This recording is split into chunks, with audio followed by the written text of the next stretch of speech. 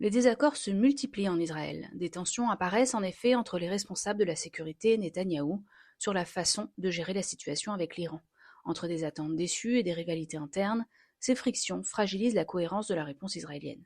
Voyons où ça commence à se fissurer.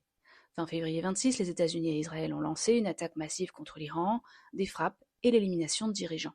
Leur objectif n'était pas seulement militaire, ils espéraient faire tomber le régime iranien, et pour ça ils comptaient sur un scénario précis, affaiblir le pouvoir et encourager les Iraniens à se révolter. Désormais, Netanyahou serait aujourd'hui assez frustré que le plan n'ait pas fonctionné. De plus en plus de responsables américains et israéliens doutent qu'un changement de régime soit possible. Trump semble vouloir un accord pour arrêter la guerre, mais Netanyahou reste plus orienté vers une stratégie dure, et l'appareil sécuritaire commence à se rebeller. D'abord, le Mossad. Avant le déclenchement de la guerre, le patron du Mossad, David Barnea, avait pensé qu'il serait possible de renverser le régime iranien. Netanyahou a adopté ce plan avec enthousiasme et l'a utilisé pour convaincre Trump d'entrer en guerre.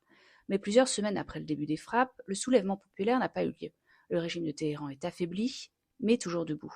Des sources proches du Premier ministre ont commencé à faire fuiter des informations dans la presse pour faire porter la responsabilité de cet échec sur Barnea et le Mossad.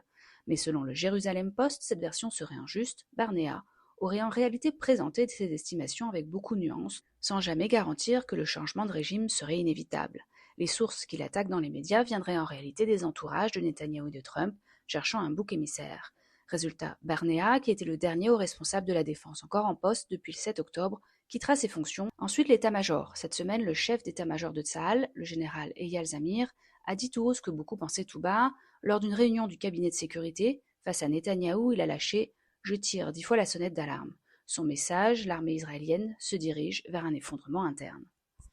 Les chiffres parlent d'eux-mêmes, il manque environ 15 000 soldats à Tsahal. Les réservistes, ces civils appelés sous les drapeaux en temps de guerre, effectuent désormais entre 100 et 200 jours de service par an.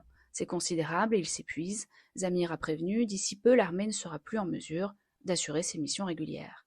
La raison est simple, Israël combat simultanément à Gaza, au Liban, en Cisjordanie, en Syrie et maintenant contre l'Iran. Plus l'armée occupe de territoire, plus elle a besoin d'hommes, et les hommes commencent à manquer.